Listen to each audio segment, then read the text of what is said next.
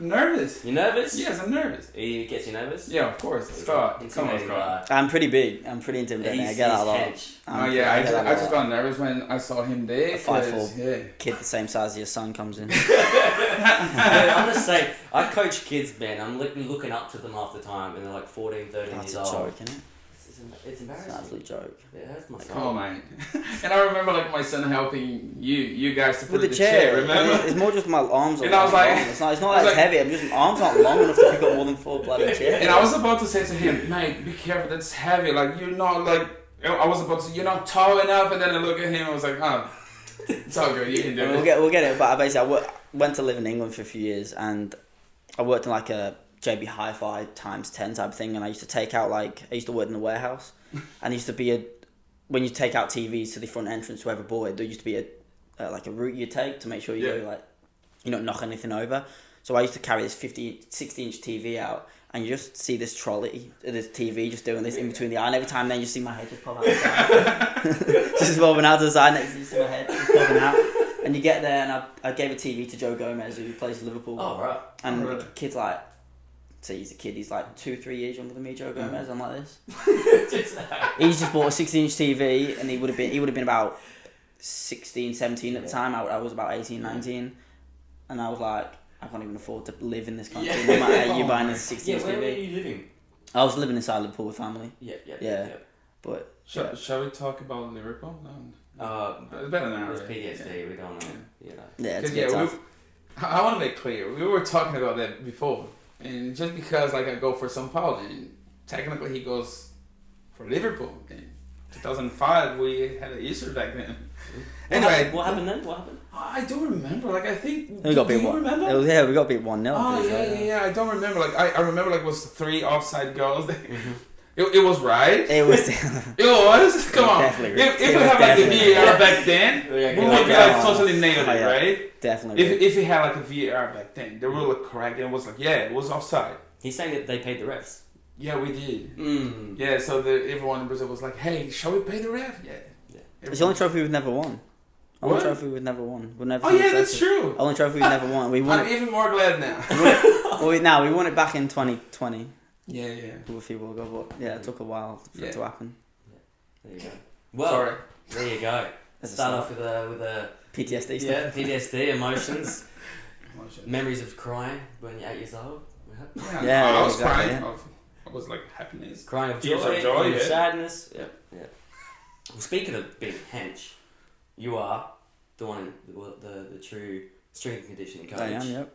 And you tell us a bit about your experience, what you do. I know you noticed the shirt that he's wearing, Play Performance Project. Shout out to them.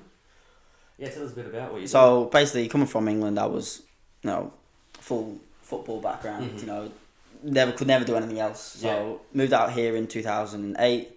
Kind of went through primary school, high school, and I was finishing high school, and I didn't know what I wanted to do. I was probably going to go to uni and do your typical PE teaching degree, which most lads, girls that just don't know what they want to do, but they want to do something in sports, so they just do something like that.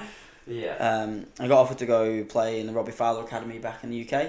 Inside Liverpool for 2 years. I was meant to be there for. I lasted about 10 months and came home, but I studied exercise science there. It was like a college type of level, which is kind of like year 11 and 12 here. So I studied it there, and I kind of got a really thought I really enjoyed this, learning more about the box. I never actually enjoyed PE when I was at school. I enjoyed playing dodgeball and badminton and the practical, but I never listened to the theory stuff. Oh, really? But after doing it this way, I really enjoyed the theoretical side of it, as well. Then turning it into the practical knowledge. So came back here, did a quick diploma in fitness, which is quite a pathetic course. Yeah, quite a pathetic course. Did you like the certificate 3 and 4? No? I didn't do Cert 3 and 4. No, I did straight diploma because Cert 3 and 4 didn't get me into uni. Well, Diploma got me into uni. Cert 3 and Cert 4 I think would have been better because they actually teach you how to prescribe exercise a bit more. The diploma is a bit more on working with people with few chronic injury like diabetes, which I learned a little bit about, but after going to uni and studying it, we learned absolutely bugger all. So did that, got my diploma, and started my exercise science degree at uni. Yeah, there you go. That's where it all kind of started. And so how long you got left for your? Have you finished it? Well, I'm literally waiting on my final uni exam. There you go. And if I passed it, I finished. That's if I haven't, I've got. You're waiting on a result. Just Yeah, we There you go. meant to get it last Friday. Mhm. It's now That's perfect. a week in advance. Yeah, so we Still can waiting. keep you guys updated. So Yeah, we so can let you know. fail, we'll let I you get know. a message No, and start yeah. crying. You Yeah. can get a message anytime, so yeah, he's kind of nervous. There you go. Perfect. And so you work at Play Performance Project?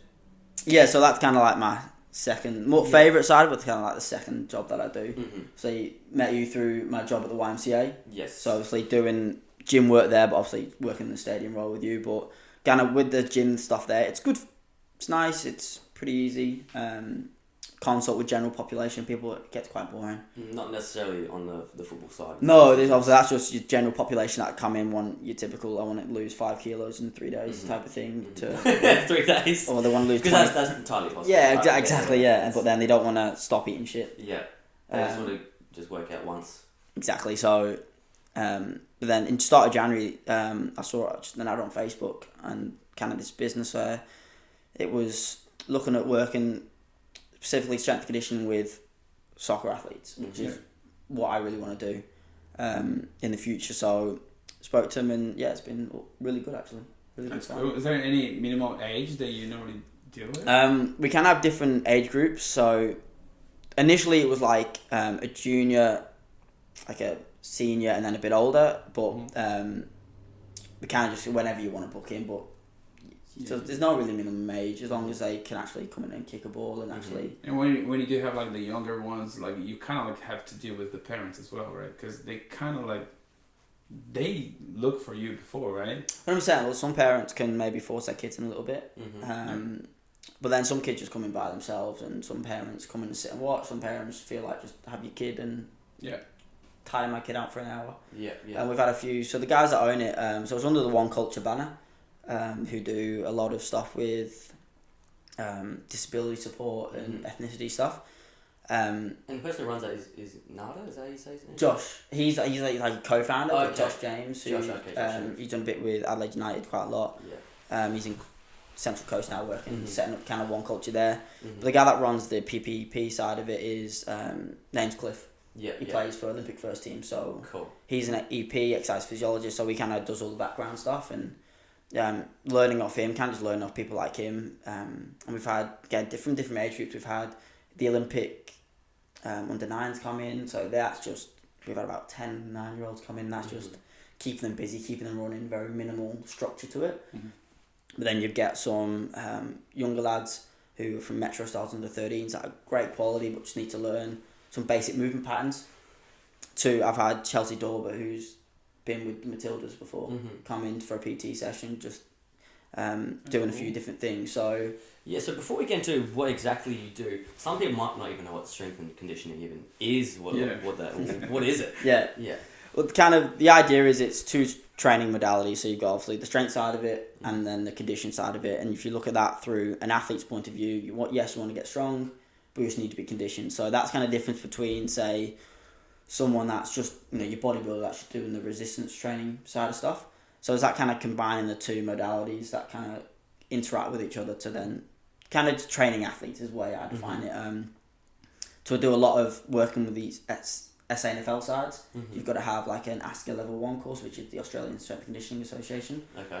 So you've got to have like your level 1 of that, which I do have. And yeah, it's kind of just the idea of working with athletes. Yeah. It's kind of the main objective, that strength and conditioning. And so the benefits of doing the strength and conditioning, like why would somebody want to even do it? Like Different stages of when people want to start their training. If you're brand new into your training, it's if you're young, it's more about learning basic movement patterns. So your squat, your lunge, your hinge, your push, and your press. So then when you get to that older stage, you've already learnt the technique. You then you can start lifting heavy with safe technique.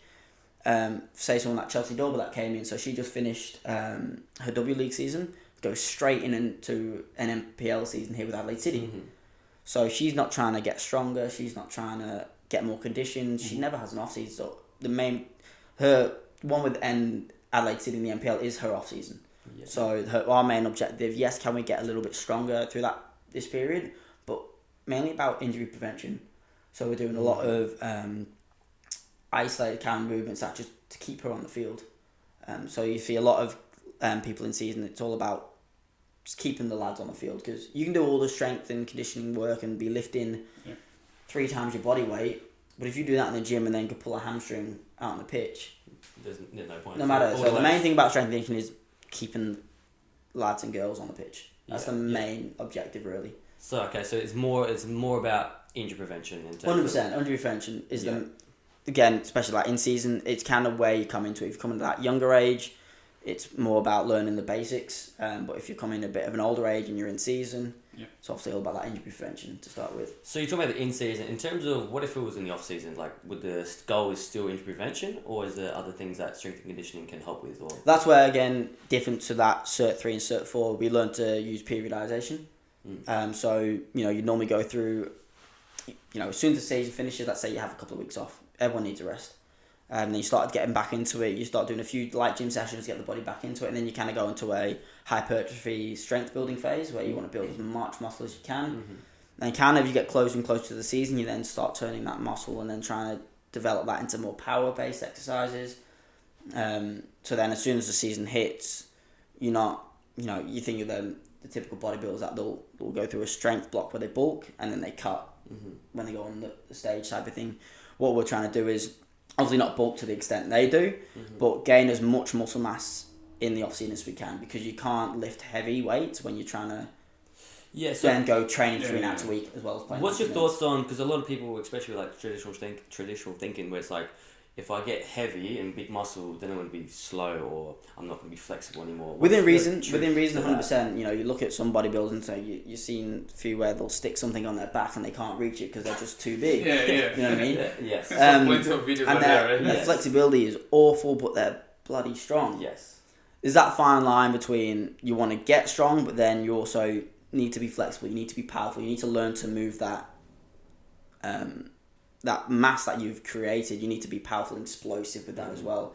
And then obviously that comes into more position based as well, where I'm not a big fan on doing too much. You're a centre back, you should be tall and strong. You're a winger, you need to be. That's the stereotype. You should be you should be slim and quick. It very depends on the player, but it does come into it a little bit. If you're I'm never going to be, I'm 5'4" and weigh about 60 kilos. I'm never going to be the massive strong guy that's going to push off the ball. I'm going to be quicker than you. That mean I don't do any strength work? No. But does that mean I also need to prioritise maybe some of my sprinting mechanics and my explosive speed? 100%. So you may even, depending on the player that you get, you might tailor the way 100%. you train to either the body type or the position or what they're trying to. So I've got a lad with me at Play Performance at the minute who's he's only a young lad, so he's not really fixed to a position. Plays about under 15s. We do one-on-ones. He can push me off the ball. He's a very strong lad, but you get him to do push-ups, you get him to do some sit-ups and stuff like that. He's actually really quite weak in those individual muscles, and basically because his body, he hasn't grew into his body yet. And that's where again we talk about injury prevention. Yes, we're in season, but he needs to learn to grow into his body. So his ligaments, tendons and muscles are all growing at different rates. And that's when a lot of injuries happen for young guys. Yeah, so because I also obviously deal with that age group a lot. And you do hear of some kids getting pains and niggles, and then they go to the physio and it's always like growing pains. All they say is growing pains. Yeah, that's like the standard. Safe bet. It's just the instant diagnosis of, okay, growing pains, nothing to do about it. Is there, because that's it's a age that all kids will go through of, okay, my knees are hurting, this and hurting. Is that just normal, or can you also help that with strength and conditioning, or is it just like... Growing pains is definitely normal. I mean, I never actually I don't know what growing pains are. I never went through a growth spurt. I just slowly grew. So I actually don't know what a growth spurt feels like. I don't still waiting on it. Don't know what growing pains feel like. Me too, man. I'm about the same height as you, so I'm still waiting on mine. Exactly, but... yeah. But the fact... Still 6 foot with the shoes, I like to say. 100%, exactly. I wear the thickest shoes I can, like 3 pairs of socks. The biggest boosters, Exactly. Orthotics with the lift, But definitely kind of strength conditioning, or just maybe not the condition side, but there's some strength training in and around that to help facilitate that can actually benefit and reduce pain. So actually, okay, because I thought I was thinking, okay, they've got pains, will doing more hurt them, or the right things might actually help? Got to be the right thing. If they're a decent age, so say one of the lads I'm working with now, he's been with me right since the start of the year. I've recently started getting to do just typical your barbell back squat with just a bar onto a box. So he's kind of progressed from doing body weight to doing some weighted, holding a dumbbell. Now he's progressed to the barbell. If he started coming with growing pains, I'm not going to keep throwing weight on until he gets stronger and stronger. It's kind of keeping the body moving while you're going through them growth pains. Because if you just stop, even at that young age, you're going to lose that. It's called atrophy. So your muscle gets weakened. Okay. They're going to lose that quite quickly. So you have to kind of keep that body going, and it just needs to be within reason. You can't just keep throwing weight on and weight on. It has to be within reason. Yeah. No, cool. There you go. Perfect. Beautiful. Yeah. Well, there you go. I'm learning. Remember, like, yeah, I didn't take notes. The last podcast, we were just talking about it, and I was like, wow, I will get everything sorted. So technically, I'm not even thinking about how am I going to edit the podcast. I'm thinking how am I going to use my favorite. Like this podcast is going to come out 2 weeks late because he's just going to be watching it over and over again. Go, okay, how can I get? How can it's going to take ages, and you're going to see just pretty much like him talking to me and saying, "You know, I should do this. Yeah, you know, I should need to listen." And next podcast, he's going to be shredded because of it. Yeah, definitely. I'll tag you there for sure. It's so exciting, man. I think we were talking about that, how important it is. And some kid, I remember like seeing kids back home. They kind of they want to do it because they know how important it is. Of course, when they grow and they become like a pro or something, they know how important it is, and then they are kind of they don't want to do it because that's not the fun part of playing soccer, for example. Yeah. But that's one of the most important one. And talking as we were talking before, like my team back home now, every 2 games we have one player getting injured. Because the whole COVID situation, they were not training properly because the whole situation there. And that's how important it is. Because they were not training properly. They were not doing everything the way they're supposed to. Every 2 games, we have 1 or 2 players literally down because of some injury. And I think you can never actually train how you're going to play. Yeah. You know, in training, you never run at that max speed. You try to, but mentally, you never run at that max speed because it's training. You're not going to put 100%, right? Exactly. So then all of a sudden, you're running max in a game, and your hamstring's not used to that, and all of a sudden, that's when the hamstring can go because it's just not used to running at that velocity of speed. In terms of doing strength conditioning, is there once a week, 3 times a week? What sort of things should how often should you do it? Kind of depends on. Depending on age, depending on schooling, because there is that thing of overtraining.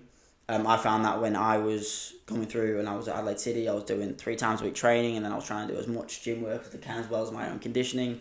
And you burn out, especially these NPL seasons now.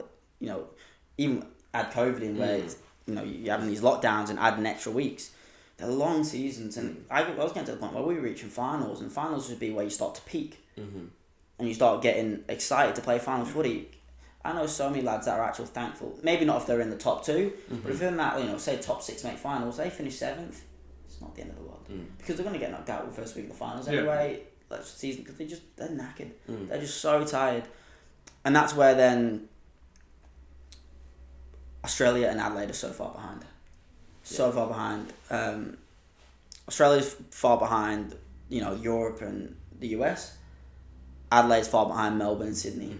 In that regard of training, I remember when I was at City, we had 2 lads that, they were decent coaches, but the team we had at the time, we could have done well regardless. But we're really, you have your kind of peak, you do get preseason and you get peak for the first match day 1.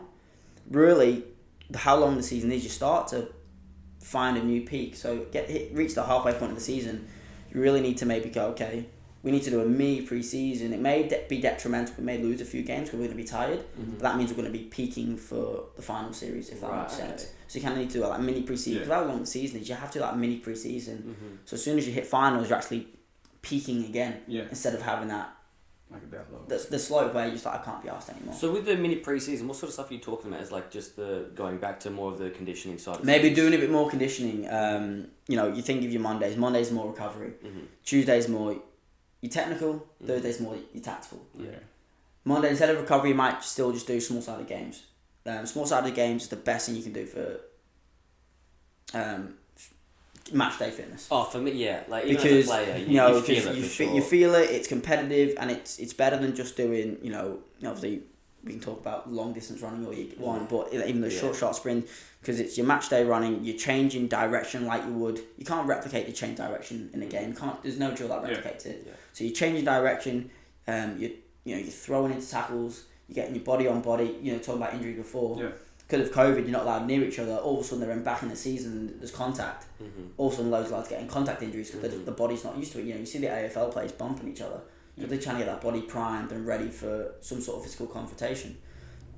So, it gets that physical confrontation in. Kind of just building, and it's said on a Tuesday, yes, you might do some technical work, but it has to be more what's the word I'm not going to speak now? More intense. There we go. Okay. As I said, I was about to help because, as you guys know, he's great at English. English is something that I deal so easily. So I was about to help, but he got it. I was literally whispering to him. Unfortunately, you couldn't see because the camera was focused on him.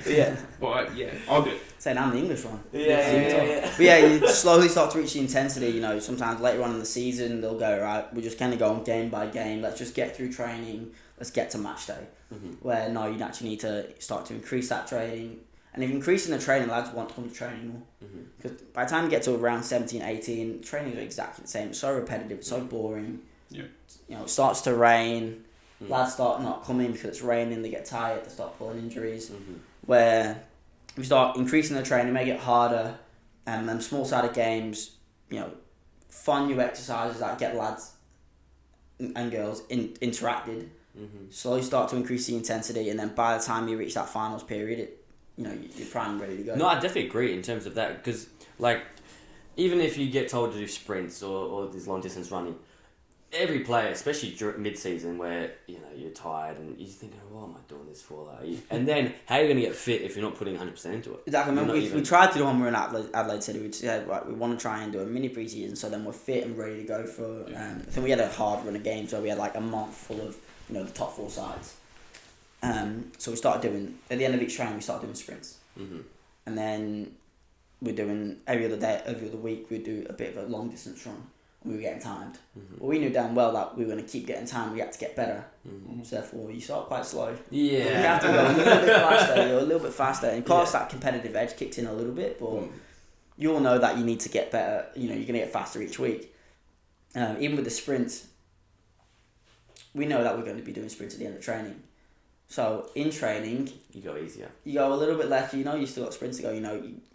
You can imagine a small-sided game, your next goal the winner, and everyone starts flying and tackles. If we all know we've got sprints afterwards, we're thinking, no one's scoring a goal yet. It's 9 o'clock and no one's scored yet. We're not doing sprints after this, you know what I mean? So it's kind of that mental thing as well. And that's the issue is where we have coaches here that don't have that strength conditioning background. It's getting better and better, but coaches here are still just soccer coaches. But they don't have that. I think even what you're talking about is even kind of player management in terms of the mental side, where I think, okay, can we alter the training in a way that will get the most out of them? Because, cool, you might set out a perfect plan of if they did this at maximum, 100% intensity, and if their heart was fully in it, it'd be perfect. But we're humans. So I think that's what you're talking about there is, cool, perfect. Get your strength and conditioning philosophy, but then, okay, can we make sure we understanding how the players might be feeling? And that's where the player management comes in. So we'll go from a junior point of view in a minute, but from a senior point of view, I know I was at Port Adelaide Pirates last year, and we had a lot of older boys. And I know a few of the older lads would miss it. So we did sprints at the end, so a few old lads would miss it. And some lads were like, they should be doing sprints more than anyone because they're the older boys. They need to keep fit. I know from my knowledge in the background that actually them not doing the sprints is actually more beneficial for them because them running these top speeds, more like they're not going to run at top speed in the game. Some of these like the centre backs, centre mids, they're older. They've dropped down from the NPL to come down. They're there for leadership, and they're just going to stay in the middle and just pick balls out. They're not going to be running at 100%.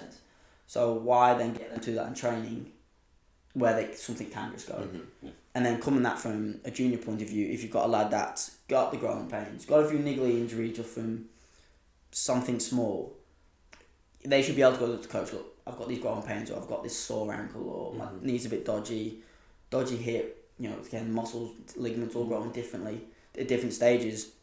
The coach will be going, no worries. right, sit out the sprints. But it's that fine line. Then the coach is going, "Nah, you're fine." Yeah. Or if you don't do the sprint, you're not playing this weekend. That's what I was about to say. Most of it would be cool. He's not prepared. He's not ready. His body's not good enough. He's then going to get dropped. And then players know that and go, okay, well, I'm not going to say anything. And then they put the body in detrimental moments. And all of a sudden, instead of that niggly injury, now becomes a full tear. And also the adverse side effect is, you know, other lads going, well, I can get out the sprints if I have a niggly injury. So therefore, it's that fine line, and coaches should know. They know who. They know you can learn your players, Even the personality teammates know their players. They know personality traits. Just give me 1 second, guys. Nah, cool. So, in terms of like maybe if there's someone, even my players or other players watching this, could they even do things at home to start off with, or should what are some things people can do like now to help themselves? Generally, so say if you've never been to the gym before, you've never done any sort of type of movement patterns before, say squat, push, pull, and lunge, and hinge are the main few that you want to learn. Your typical bodyweight squat, learning proper squatting mechanics. YouTube have them all over the shop. Knees over toes, one back, chest up, toe. Nice and easy cues. YouTube will have it. Lunge, kind of make sure never knees caving in, knees always pushing out. You typical push up, learn basic push up mechanics. So then when you do it, get a bit older, and you get in the gym, you kind of got these basic movement patterns already. And the small things like landing mechanics. Step off your couch and let's see how you land. If your knees are caving in, you need to learn. Okay, land. Knees over toes.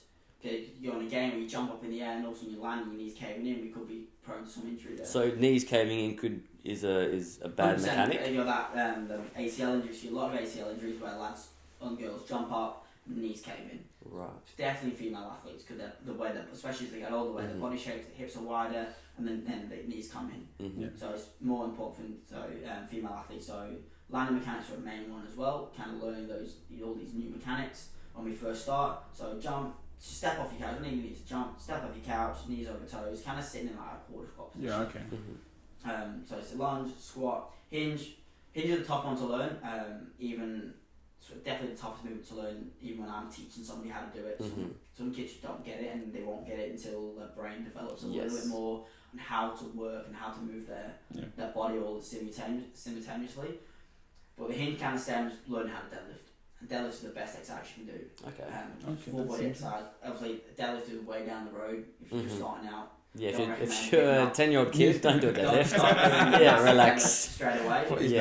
Again, learning that hinge mechanic, if you can learn that when you're around 10 to 12 years of age, by the time you hit that 14, 15, 16 mark, you start going to the gym, straight away, you know how to hinge, you probably be safe deadlifting a little bit of weight. Does that make sense? So, kind of YouTube's your best bet. There are so many tutorials that can teach you proper mechanics. So therefore, when you maybe search out, you do work with you, or you search out for other people, you already know some basic mechanics.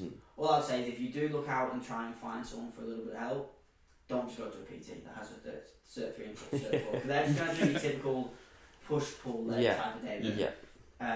Look for them to have their ASCA level 1, because that means they've done some sort of strength conditioning qualification that involves, it goes in depth where you talk about athlete monitoring and heart rate monitoring, but obviously that's a bit more in depth.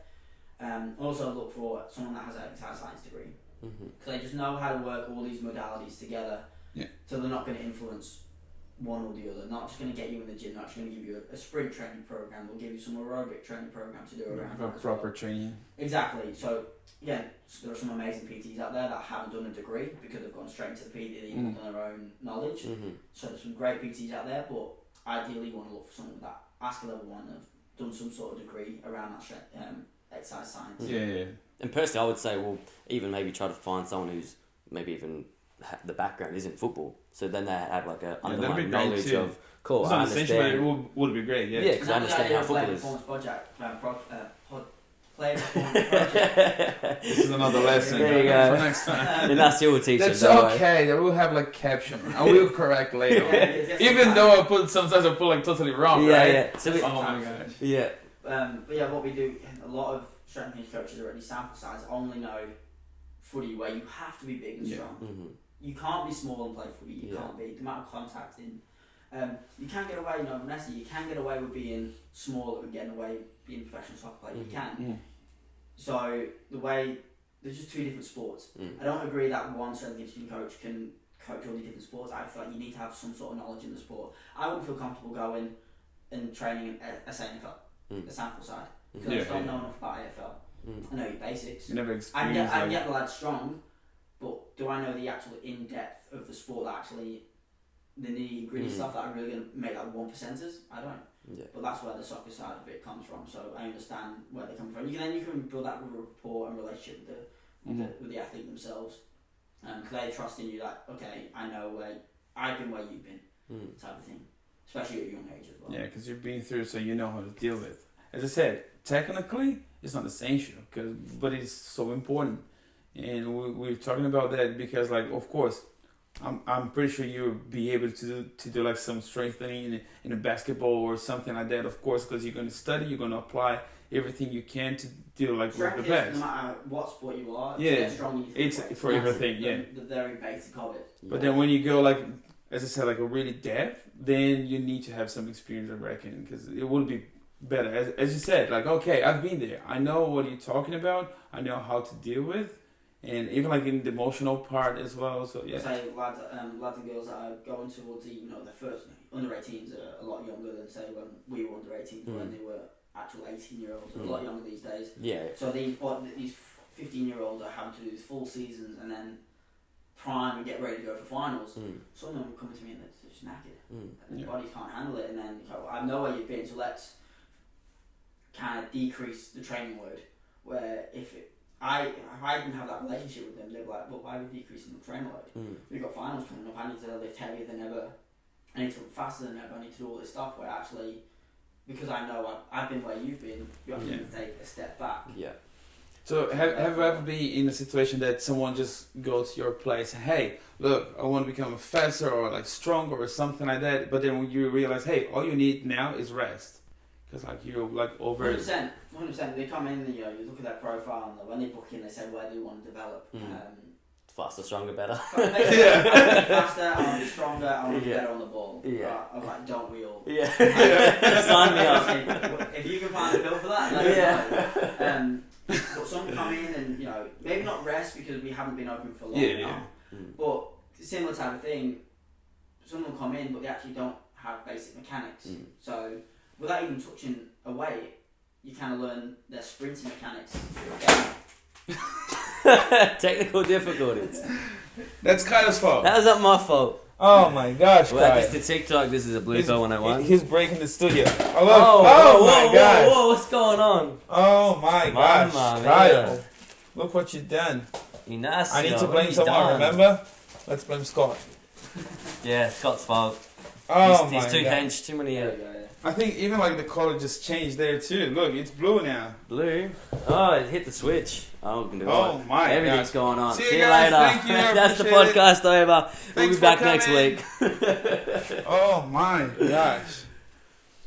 While we're at it. Come green. Green. See more. So let's start the whole podcast again. Yeah. None of it recorded. It's all over. Yes. It's So corrupted. my name is This is Scott. This is Scott. Yeah. Can you introduce yourself? Let's start again. So that was like just Just a warm-up. 36 minutes of warm up. Yeah. I don't remember. Like, wait. anymore. Yeah. Anyway. Yeah. Do you have a girlfriend? Let's talk about your personal life. No, get into the nitty gritty. Remember, like we were interviewing. Oh, yeah. Wow, we keep, that's off camera stuff. Well, yeah. But no, well, in terms of so in terms of like we were talking about football, having a background in football as a strength and conditioning coach, especially because even at the start of the podcast we were saying it's good because you will know different people in different positions may need to train differently. So if there's a person who has a basketball background, you're going to them for football strength and conditioning. Obviously, you're not going to get the most out of it. Exactly. Especially when there's already people out there like yourself. They'll have the basic understanding. Alright, so basically when we get a new client, the idea is you do a thing called the needs analysis. Okay, what's a sport? What does a sport entail? what are their aerobic capacities, what are the anaerobic capacity, what are the strength outputs, do they change direction, at what speed do they go, all these type of things. But in soccer you rarely sprint over 40 metres, if that. Some people might get you doing 100 metre sprints as if you go to a track S&C coach, they might get you 100 metre sprints. Yeah, they'll get your technique really good, but you run at 100 metres. Where in soccer you never run beyond 40. The pitch is only 90 metres long. You're not running beyond 40. So there's that kind of nitty gritty stuff that only if you understand the sport you can maybe help with. Yeah. And if you're going to go out your way to get specialist coaching, you may as well get the best. Exactly, and if you're not, obviously I said before, you want to look for someone with the qualifications for that. Obviously that is going to increase maybe their price range and all that type of stuff. But if you're going to go out your way and get some support, if you are looking at making that next step, it is now a part of the game. You can't just, unfortunately, you've got their own training will come for you to help with their technical stuff and some strength and speed work I've seen. But then there's also stuff that you need to do, something you need to outsource. And sometimes you need to invest a little bit of money if you want to maybe progress further. Yeah. And that's just the way things are. And then the higher you go, those type of teams will already have those type of facilities available. Yeah, exactly. Now I know in Melbourne and Sydney they have S&C coaches, strength and conditioning coaches within the club. Only a few clubs have that here, and obviously it's not individualised, it's more of a team point of view, but you still have someone to talk with regarding that stuff. Hopefully in the next few years it's going to get a little bit better and better, but it's a work in progress within the industry. Yeah, for sure. And even just in, as you said, with Adelaide, everything's always a little bit lagging behind. Yeah, in terms sucks. I remember last year of the season I sent out an email to every State League 1 and every NPL coach saying, look, this is where I am regarding some S&C work, this is what I can offer. This was athlete monitoring. I'm big into athlete monitoring. What's that? Basically, monitoring the athlete. There you go. Okay, more elaboration, please. I need more detail. I'm dumb. We talk about their sleep, their stress levels, their fatigue, their muscle soreness, and from that you kind of talk about. Then I can then progress to the coach. Say you're the coach. I go, actually, okay, little Jimmy's quite stressed, and Jamie is muscle soreness, so he needs to not do the sprints at the end of training, and we need to speak to little Jimmy about what he's stressed about. And if he's fine 1 week, so kind of you put that in like an Excel spreadsheet. If you find 1 week that the great 1 week, but also they're really stressed the next, maybe they just need a bit of a talk to, kind of like where that man management comes in. You go, is everything okay at home, relationship wise, all that type of stuff. So I'm big into that. Are they getting enough sleep or recovery, all that type of stuff. Using an RPE scale, rate perceived exertion, how hard do you find training? So as a coach, they might say, okay, this is going to be really hard training. So 10 being the hardest thing you've ever done, they might aim for an 7 or 8 training. If I speak to the players, naturally, some of them will say, yeah, it's about 6. I can say to the coach, actually, we need to bump it up a little bit. Especially if you are, talk about before that mini preseason, if they say, okay, we need to pick training up a little bit, and I say to the coach, they're still finding this pretty easy, okay, we need to bump it up. So again, that's what I spoke to all these coaches, or sent loads of emails out saying this is what I can offer, free of charge. I'm just looking I can do a bulk session. How cool is that? I think Adelaide United guy got back to me and basically went, look, we have our own S&C, blah, yada yada, which is fair enough. You'd expect at that level they'd have something. But yeah, no one else got back to me. Yeah, no, honestly, I understand that, and I can already see why that'd be so beneficial. But I can also see every coach not caring. 100%. Which is the problem in itself. Especially the old-fashioned coaches. Yeah, they say that keep going from club to club, and no matter who they are, because of their name, they get a job or wherever. Exactly. And they just want who they are, and but again, also you've got to have you can have the coach buy-in, you've got to have player buy-in as well. If lads are going, doing a massive 12-hour day on working construction site, and then all of a sudden they're getting told not only do you need to train, you also need to go to the gym on your days off and do this type of recovery. Some lads go, I'm playing NPL, I'm getting paid X amount of money, it's not professional, I'm not going to do that. And that's where that fine line is, where then some lads will go out their way because they do want to make that extra step. Some lads are like, I do enough. I make money by playing NPL, that's all I want to do. Yeah. So it's that fine line between, you've got to have athlete buy-in as well.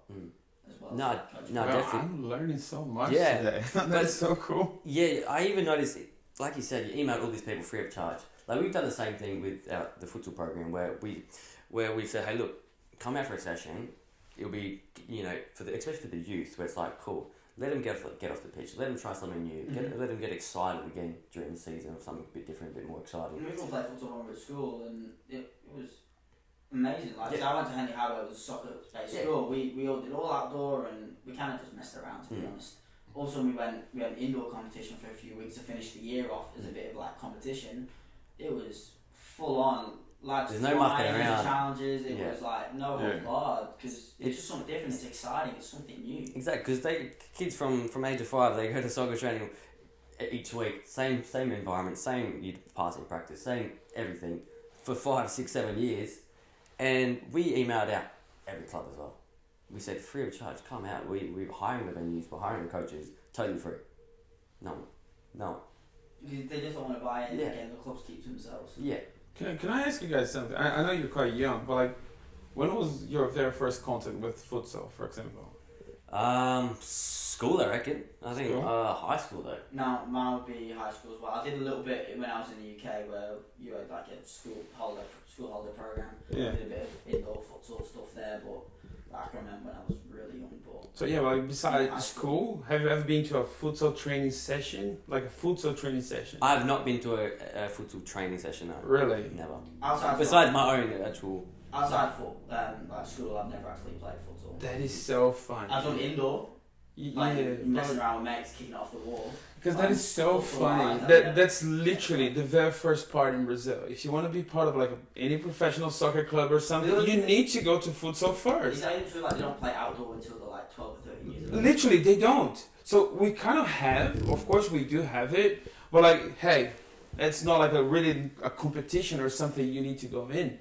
So if you want to improve, if you want something, go to a futsal first. When you're 12, then you're able to choose if you want to go to the soccer or keep in the futsal. But like every single one is literally like, I'm not even talking like a majority. It's like everyone. Yeah, it's like mandatory. So yeah, for example, when you have like 13, okay, I want to join that club. Okay, where did you play futsal? Where did you play futsal? I want to see it. What is your history? Like I want to know. What did you win? Or like, what is your position? I want to see your skills. So literally, like if you want to go to the soccer, you need to go to futsal first, because there's so many things going on in futsal that you can apply in soccer, and you're gonna have like plenty of skills. You gotta know like how to deal with plenty of situations in 1-2 second scenario, because that's how it works in futsal. Even soccer, look, 3 seconds. If you're not gonna dribble, you have 3 seconds to think. If you think about it, you receive the ball and then you have to pass. You need to have some actions going on. So you have like pretty much 3 seconds. In futsal, you have like how many? Straight away. You were still like, you pass, you do something. Unless you were able to dribble, then you can have like more seconds. Because then you dribble, you still have the ball with you, but that's the only thing. And you'd be surprised, even though you go to some like junior soccer trainings, a kid gets the ball, he's got as many seconds as he wants. Yeah. He's got a mile of space. Yeah. And he can do whatever he wants. Yeah. And that's where you lose the intensity, you lose that, the excitement.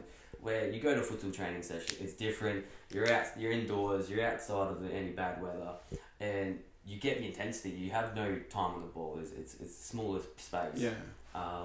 And that's why it's so beneficial. And we just updated our website showing how Lionel Messi, Neymar, Cristiano Ronaldo talk about, they all play futsal, and they say very European, Southern European, where you got them, Spain, Portugal. Technical difficulty. There we go. Kind of struggling. Struggling over here. I've been trying to fix it. Yeah. Which is then very similar to the South American, Spain, Portugal, very similar to them South American countries where they're all kind of the same regarding their thoughts on futsal with the soccer. Where I remember being 8 years of age, 7 years of age in the UK, and it's modified rules. Obviously, we're not playing on a massive 11v11 game, but straight away it's for points. We're playing with points when we're under sixes. Wow. 3 points for a win, 1 point for a draw, 0 points for a loss. So straight away it's outdoor constantly. So I don't remember playing indoor once when I was in England, and how big of a sport football is in the UK. You never played indoor. Yeah, so it's not a thing. So wow. But then also kind of going between the strength and conditioning between the two.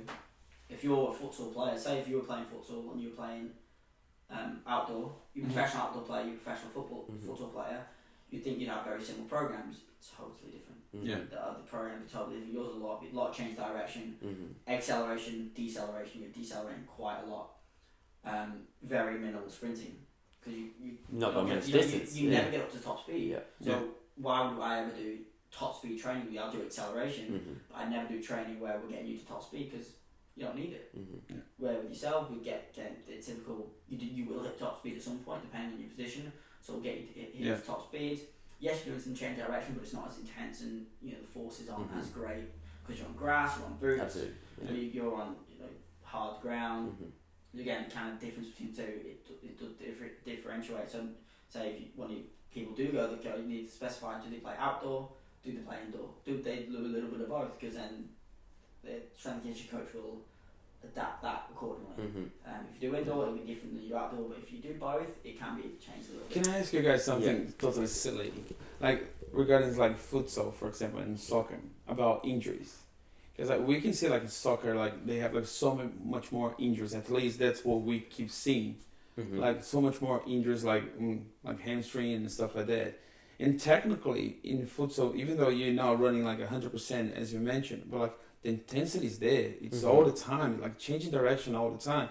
So if you think about like muscles, it kind of seems that you're supposed to get more injuries playing futsal instead of like soccer because of the whole kind of like again, if they're not doing if they're doing their training and in training they're not getting the same forces going through their body, if they're not changing direction with the same force of what they do in a match, their body's not used to it. So all of a sudden you're doing about 50%, all of a sudden in a futsal game you have to do it at 100%. Muscles not used to it and it goes. You think the main injuries in soccer are ankles, hamstring and groins, as well as the knee injuries. And futsal will be a bit more the groin, knee type of way where the more lateral, change of direction.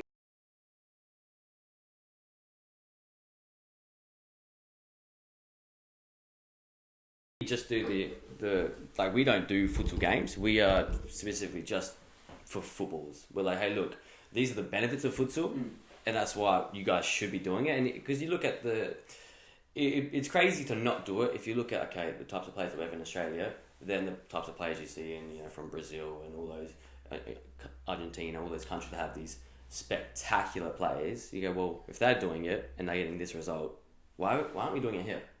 And so we'll say, hey, look, yes, you want to be a footballer. I know you want to be a footballer. But we just want to do this training session to help you become that footballer, using the benefits of futsal. And it kind of stands between both. You don't get better unless you have some sort of stimulus. If you're doing the same thing over and over and over again, it's like lifting. If I'm just lifting a 20 kilo bar on my back over and over again, I'm not going to get stronger. You plateau. If you plateau, there's no stimulus. I just have to slowly increase the weight. Same with training. If you've got the same training over and over again, it's just a different stimulus to training. So if you have that different stimulus, your brain's going to have to work harder, and all of a sudden it's something different. Therefore, get stimulated, and that's where we grow and get better. Just like you're saying with the running around, like the conditioning, we're just doing sprints, or where the small sided games is more beneficial because your heart's in it. It's a different stimulus. You want to be competitive, which is kind of, to be fair, futsal is just a small sided game. Yeah, exactly. There you go. But yeah, no, cool. That's perfect. Yeah, I think we learned a lot. I learned heaps, man.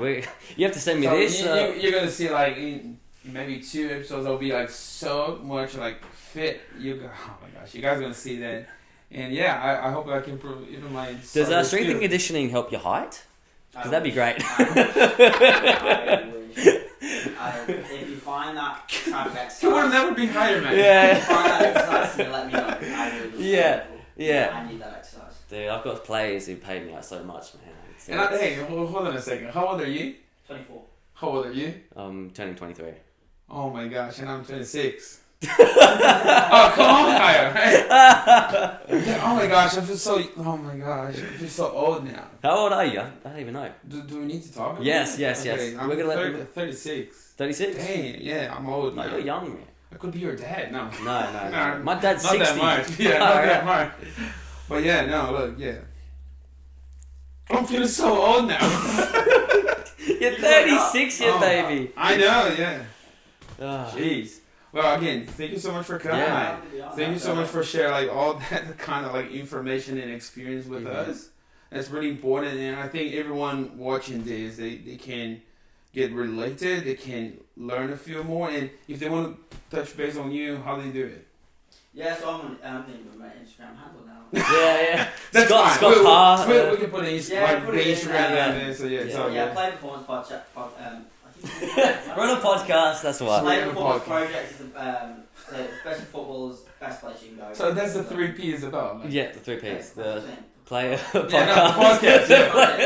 Player podcast project. Best place you can go. Learn some S&C stuff. Yeah. Our first session is always free. We do team sessions, so if you come in and you don't want to come in by yourself, bring your team in. We get a maximum of 12, 16 players in there as well, especially with the weather being crappy outside. Bring your team in and we'll give you a good session. Nah, awesome. Also, because you played football and things like that, off the cuff, put you on the spot, is there any sort of advice for the kids watching at home who are aspiring want to be professional players, or they do this sort of training, they want to do extra training? What could you say to them if anything in terms of? Well, you give the type of quotes, work hard. The cliche. Also, if you want to make that next step, you have to invest. Mm-hmm. You have to invest in. If you don't know it, find someone that does. Mm-hmm. So that's getting technically better in your coaches and doing that at your club. Find someone like yourself. If you want to get stronger and quicker, find someone like me. That you need to invest to maybe look to progress a little bit further in your careers. Don't need to do it at a stupid age, and you don't need to be paying stupid money.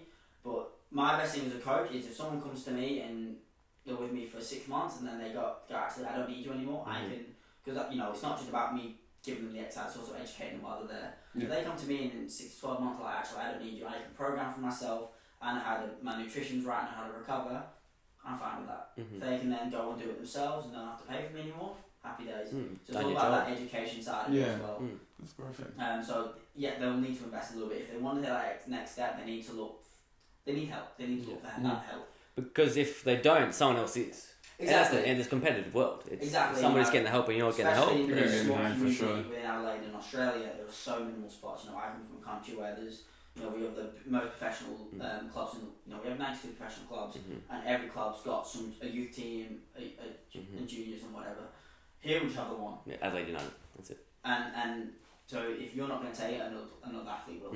So invest, work hard, and go from there. Awesome. Perfect. Love it. Well, thank you for coming on board, by the way. Appreciate you guys taking the time to come out here and go on the podcast. Did you say you have a podcast at all? Oh, we haven't done one for a while, but the Football Ping podcast is what it was. Yeah. He's lying. No more. He's lying. We haven't done it for back in the last, we stopped halfway through it last. Okay, fair enough. Man, Do you think so? I think he's lying. I don't know if you know, it's like he was talking about podcasts during the whole time. Yeah, the whole time. He's trying to promote himself here. Yeah, the whole time he's talking about podcast. If he does have it, I'll put the link down there. Yeah, you can watch him. Me and my dad talking about Liverpool, basically. Yeah. So if you're a Liverpool fan, check it out. If you hate Liverpool, probably not the one to go to. Do you have the episode like 2005? When he was 8 years old? When I was 8, no, we don't go about that far. Yeah. Oh my god. I do have one. We'll make one just for you. Yeah, we'll make one. Again, thank you so much, guys. Thank you so much. I really appreciate it. And See you next time. We'll see you guys next time for sure. Perfect. Cheers. Yeah. Appreciate it. Thanks for coming on.